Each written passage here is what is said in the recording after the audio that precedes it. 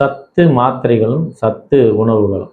ஒரு எக்ஸாம்பிள், ஒரு மனிதனுக்கு ஆரோக்கியம் வேணும் அப்படின்றதுக்கு நம்ம என்ன செய்கிறோம் அப்படின்னா, ஒரு இயற்கையான பழங்கள் விட்டமின் சி உள்ள பழங்களில் ஆரஞ்சாக இருக்கலாம், இல்லை நெல்லிக்காய், இல்லை கருப்பு திராட்சை, ஏதாவது ஒரு பழங்களை ஒரு மனிதனுக்கு 3 நாள் கொடுங்க.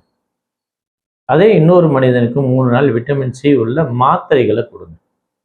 இந்த 2 பேருக்கும் உள்ள வித்தியாசங்கள்ல நம்ம 3 நாளைக்கு பிறகு ஆராய்ந்தீங்கன்னா, இந்த 3 நாள் இயற்கையாக உணவு சாப்பிட்டவருடைய ஆரோக்கியம் ஒரு பங்கு மேலோங்கி நிற்கும்.